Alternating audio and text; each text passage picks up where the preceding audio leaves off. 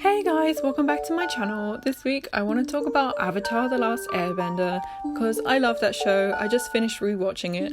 I'm full of feelings. And there's a remake coming and I'm kind of not here for it.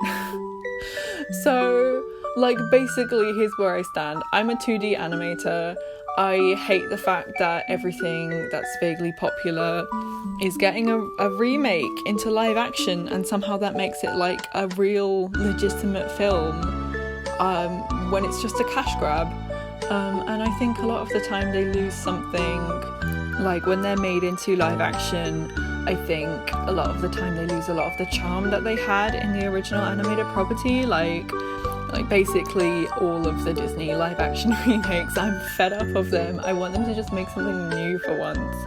And I'm kind of worried about Avatar being subjected to that, losing all of its charm. I'm worried they're gonna try and make it gritty and dark, because that's a very popular trend now with all these live action fantasy shows like The Witcher and Game of Thrones, and I don't watch either of those because I love Avatar at its core is the show about hope, and I'm kind of worried that if they try and make it too dark it will lose that. But yeah, it's happening whether or not I personally want it to happen, so I'm okay with that. I'm not one of those people who's why is this reboot happening? It offends me personally and I think it shouldn't happen because film is just for me personally. There's so much of that around the internet. I am excited about some things about it though, so I thought I would start off by being positive. Things that I'm excited for. I think the costumes and settings are going to have a chance to look amazing. In Avatar, they've put so much work into the architecture changes as they walk around places. There's distinct styles of clothing in different areas of the Earth Kingdom, especially. Some of it looks more Korean inspired. In Toph's area they wear hanboks, and in Ba Sing's Day it's very Chinese inspired, and Kyoshi Island is a bit more Japanese inspired. I love all the work that they've put into. They didn't just have oh, this is how people dress in the Earth Kingdom, here is the style guide. I love how the show it's really a show about people, so they've really thought about all these different places and how people live in them. I mad respect, and I think all that work will look so great in real life costume design. And I think the color design in Avatar the series was a bit flat and a bit bland, to be honest. It worked, it was coherent, but all the colors were a bit muted. So I think they can play a lot more with color, having the chance to remake it, and I think they're going to spend a lot of money on making the world look real, the air temples. I think, because they're going to have to make a 3D model of it, it's a lot easier to then pan around the model and show it and convey the scale than it is when, we've painted one background painting and we don't have the budget for another background painting, so this establishing shot is just going to be a flat shot, and that's your lot. Which was a trap that Avatar the series fell into a lot. With the Western Air Temple, when they're introducing it and they're trying to show how awesome it is, they just cut to a static flat face-on shot of the temple, the one that's underneath the cliff and it's built downwards. That's such a cool idea, but they make it look really tiny and a bit kind of pathetic.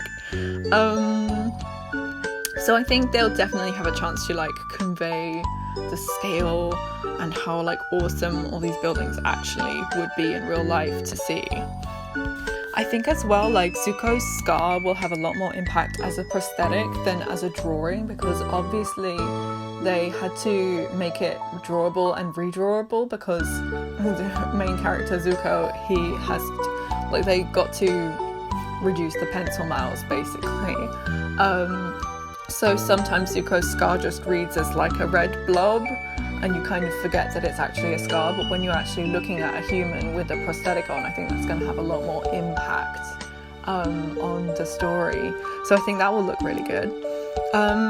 Hopefully the actors will have a good performance. Like, it's going to be hard because they'll have to get children. Like, obviously they're not gonna get like a literal 12-year-old to play Aang, but they will have to get a teenage actor, and I think it is a lot more, you have a lot more control over that acting when you're 2D, because obviously the voice actor is only providing half of the performance, and you can get an older voice actor to voice a child without it being so obvious, like an older teenager. And of course, like Avatar, they will have the other problem of finding actors who can do all this crazy martial arts.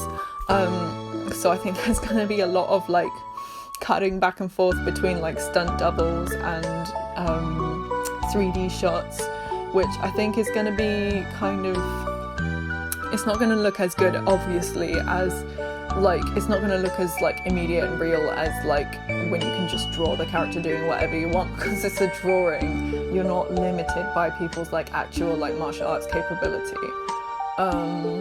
Yeah, because like that's another thing that I love about Avatar is the martial arts.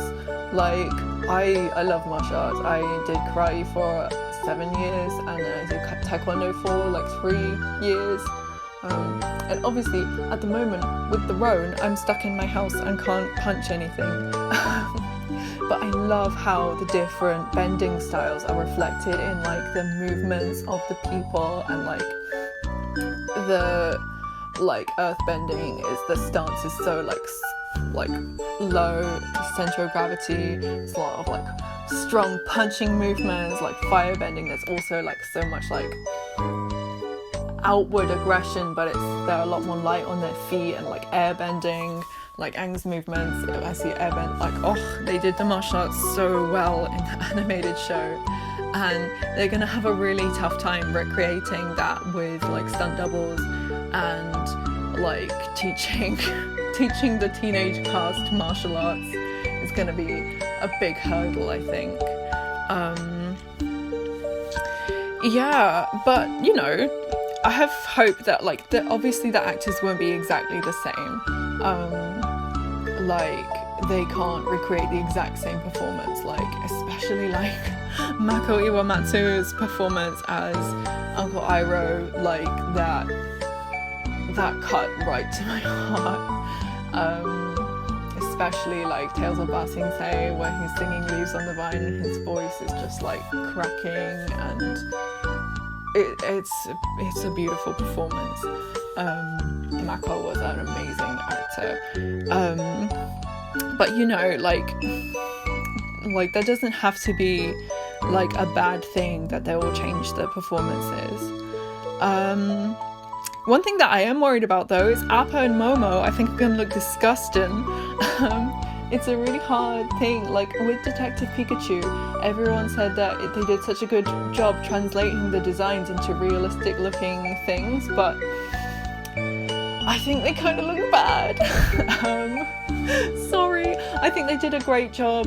Like, obviously I can't do any better. I think they did a great job. Like, they look like they're actually like interacting with them, but like they all look like they're made out of funky fur. Especially like the Pokemon that have skin instead of fur look horrible. Like Mewtwo looks disgusting. Slimy boy, not